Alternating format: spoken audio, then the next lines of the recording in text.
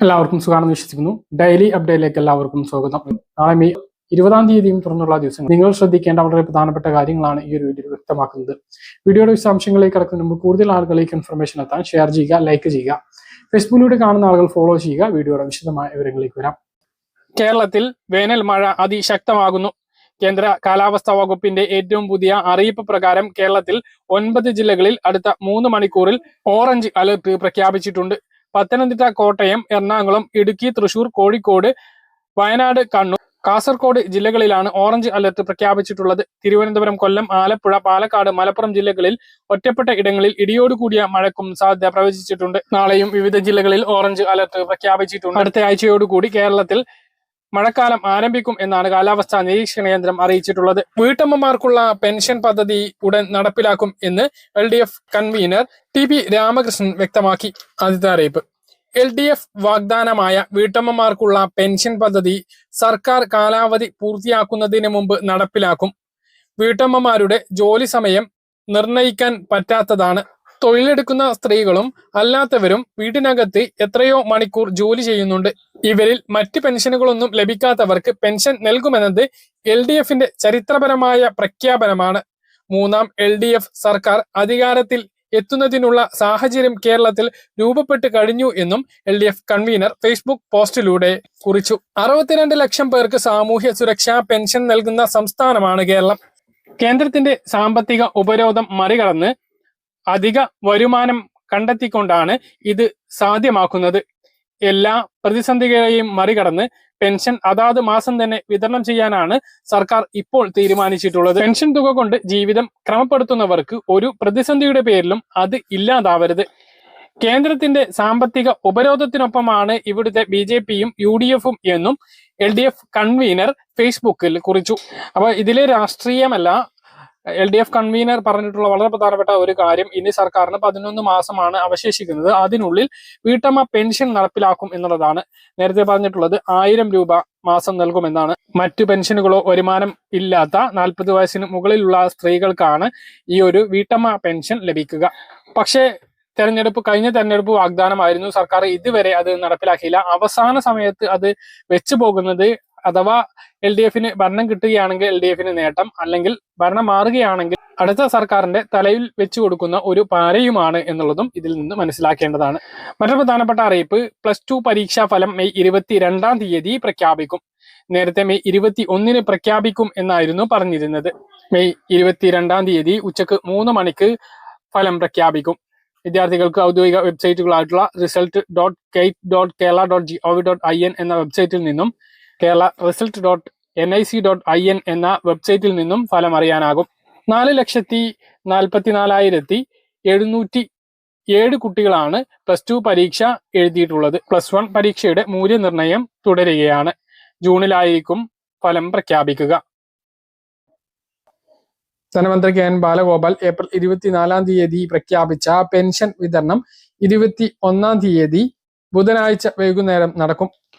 കുടിശ്ശികയുള്ള 1 മാസത്തെ ഗഡുവും മെയ് മാസത്തെ ഗഡുവും ഉൾപ്പെടുത്തി സംസ്ഥാനത്തെ ക്ഷേമ പെൻഷൻ വിതരണം ഈ മാസം 21 മുതൽ ആരംഭിക്കും. 50 ലക്ഷത്തോളം ആനുകൂല്യധാരികൾക്ക് ഓരോരുത്തർക്കും 3200 രൂപ വീതം ലഭിക്കും. പദ്ധതിക്ക് ആവശ്യമായ 1850 കോടി രൂപ സർക്കാർ അനുവദിച്ചു. 2024 മാർച്ച് മുതൽ എല്ലാ മാസവും 1600 രൂപ വീതം ക്ഷേമ പെൻഷൻ വിതരണം തുടർന്നു വരികയാണ്. ജനുവരി മാസത്തിലും 3200 വിതരണം ചെയ്തിരുന്നു. കഴിഞ്ഞ വർഷം ഉണ്ടായ 5 മാസത്തെ കുടിശ്ശികയിൽ 1 മാസത്തെ കുടിശ്ശികയാണ് മെയ് മാസത്തെ പെൻഷനോടൊപ്പം ഇപ്പോഴും വിതരണം ചെയ്യുന്നത്. ഇതിനകം 2 മാസത്തെ കുടിശ്ശിക വിതരണം ചെയ്തു കഴിഞ്ഞു. ഇതുകൂടിയാകുമ്പോൾ 3 മാസത്തെ കുടിശ്ശിക വിതരണം പൂർത്തിയാകും. ഇനി ശേഷിക്കുന്നത് 2 മാസത്തെ പെൻഷൻ കുടിശ്ശികയാണ്. അത് ഈ സാമ്പത്തിക വർഷം തന്നെ കൊടുത്തു തീർക്കും എന്നാണ് സർക്കാർ അറിയിച്ചിട്ടുള്ളത്. പെൻഷൻ വിതരണം സുഗമമായി നടത്താൻ സാമൂഹ്യ സുരക്ഷാ വകുപ്പ് അത്യന്തം കൃത്യതയോടെ നടപടി സ്വീകരിച്ചു വരികയാണ്. 26.46 ലക്ഷം ഗുണഭോക്താക്കൾക്ക് ബാങ്ക് അക്കൗണ്ടുകളിലേക്കാണ് തുകയെത്തുന്നത്. അവർക്കാണ് ബുധനാഴ്ച വൈകുന്നേരം 4 മണിക്ക് ശേഷം അക്കൗണ്ടുകളിലേക്ക് എത്തിത്തുടങ്ങുക. 4 മണിക്ക് തുക കയറി തുടങ്ങിയാൽ മണിക്കൂറുകൾക്കകം തന്നെ ഭൂരിഭാഗം ആളുകൾക്കും പെൻഷൻ തുക ബാങ്ക് അക്കൗണ്ടുകളിലേക്ക് ക്രെഡിറ്റ് ആകും. ശേഷിക്കുന്ന ആളുകൾക്ക് വ്യാഴാഴ്ചയും ബാങ്ക് അക്കൗണ്ടുകളിലേക്ക് തുകയെത്തും. കേന്ദ്രവിഹിതം ലഭിക്കുന്ന ആളുകൾക്ക് 300, 200, 500 രൂപയുടെ കുറവ് ആദ്യഘട്ടത്തിലുണ്ടാകും. അവർക്ക് പെൻഷൻ വിതരണത്തിന് ആവശ്യമായിട്ടുള്ള തുകയും സർക്കാർ അനുവദിച്ചിട്ടുണ്ട്. മുൻകൂറായി അനുവദിച്ചുകൊണ്ട് തന്നെ കേന്ദ്ര സർക്കാർ ആ തുക തുടർച്ചയായിട്ട് നൽകുന്നില്ല എങ്കിലും സംസ്ഥാന സർക്കാരിന്റെ സഹായം കൊണ്ട് അവർക്കും 1600 രൂപ ഓരോ മാസത്തേതും ഉറപ്പാക്കി ഈ മാസത്തെ 3200 അവർക്കും എത്തിച്ചേരും. ആദ്യഘട്ടത്തിൽ 600 കുറവുള്ള ആളുകൾക്ക് പിന്നീട് 3-4 ദിവസത്തിന് ശേഷം ആ ഒരു തുക അക്കൗണ്ടുകളിലേക്ക് എത്തും. ശേഷം കയ്യിൽ വിതരണം 3 ദിവസത്തിന് അകം ആരംഭിക്കും. സർവീസ് സഹകരണ സംഘങ്ങളിലേക്ക് പെൻഷൻ വിതരണത്തിന് ആവശ്യമായ ലിസ്റ്റും പണവും ട്രഷറി മുഖാന്തരം എത്തിക്കഴിഞ്ഞാൽ പെൻഷൻ വിതരണം ആരംഭിക്കും. കയ്യിൽ പെൻഷൻ വിതരണം ചെയ്യുന്നതിന് ഇൻസെന്റീവ് കഴിഞ്ഞ ആഴ്ച പ്രഖ്യാപിച്ചിരുന്നു. കാത്തിരുന്ന ക്ഷേമ പെൻഷൻ വിതരണമാണ് നടക്കാൻ പോകുന്നത്. അതിന്റെ സുപ്രധാനമായിട്ടുള്ള അറിയിപ്പാണ് വന്നിട്ടുള്ളത്. പെൻഷൻ വിതരണത്തിന് ആവശ്യമായ 1850 കോടി അനുവദിച്ചുകൊണ്ട് ധനവകുപ്പിന്റെ ഉത്തരവ് ഇറങ്ങിയിട്ടുണ്ട്. ഉത്തരവിന്റെ പകർപ്പ് നമുക്ക് എത്തിയിട്ടില്ല. പകർപ്പെത്തിയാൽ ആ ഒരു വിവരവും വീഡിയോയിലൂടെ നിങ്ങളെ അറിയിക്കുന്നതാണ്. എന്താണ് ആരോഗ്യ കിരണം പദ്ധതി? 18 വയസ്സുവരെ പ്രായമുള്ള കുട്ടികളുടെ സമഗ്ര ആരോഗ്യ സംരക്ഷണത്തിനുള്ള സേവനങ്ങൾ ഒരു കുടക്കീഴിൽ ഉറപ്പുവരുത്തുന്ന പദ്ധതിയാണിത്.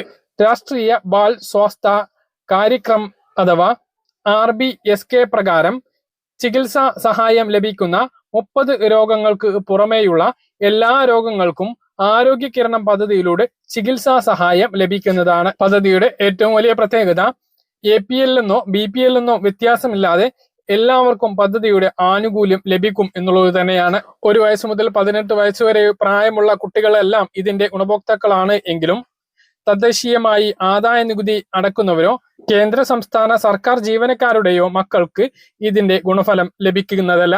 ഇത് പ്രകാരം ലഭിക്കുന്ന ചികിത്സാ സേവനങ്ങൾ ഇങ്ങനെയാണ്. OP, IP ഉൾപ്പെടെ എല്ലാ ചികിത്സാ സേവനങ്ങളും സൗജന്യമാണ്. മരുന്നുകൾ, പരിശോധന, ചികിത്സകൾ എന്നിവ എല്ലാ സർക്കാർ ആശുപത്രികളിൽ നിന്നും സൗജന്യമായി ലഭിക്കും. സർക്കാർ ആശുപത്രികളിൽ ലഭ്യമാകാത്ത ചികിത്സ ആശുപത്രിയുമായി എംപാനൽ ചെയ്തിട്ടുള്ള തിരഞ്ഞെടുക്കപ്പെട്ട സ്ഥാപനങ്ങളിൽ നിന്നും സൗജന്യമായി ഗുണഭോക്താക്കൾക്ക് ലഭ്യമാക്കുന്നതും പദ്ധതിയിലുണ്ട്.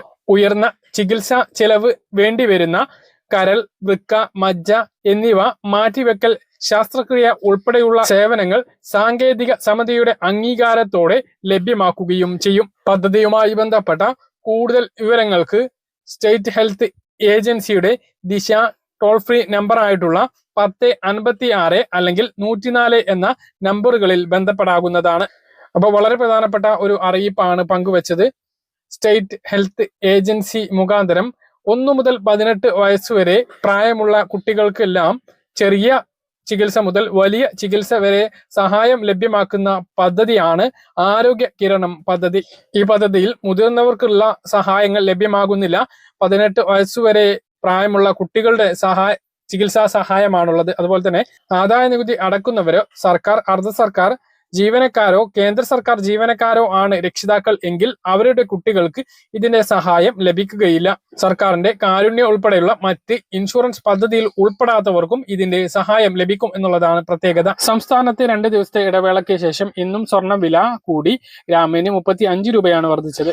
ഇതോടെ 1 ഗ്രാം സ്വർണത്തിന്റെ വില 8755 രൂപയും പവന് 70,040 രൂപയുമായിട്ടുണ്ട്. പറഞ്ഞ കാര്യങ്ങൾ കൃത്യമായിട്ട് മനസ്സിലാണെന്ന് കരുതുന്നു. ഇതുപോലെ ഇൻഫർമേഷൻ ലഭിക്കാൻ ചാനൽ സബ്സ്ക്രൈബ് ചെയ്യുക, ബെല്ലൈക്കൺ എനേബിൾ ചെയ്ത് വെക്കുക. മറ്റൊരു വീഡിയോ നമുക്ക് കാണാം. ബൈ.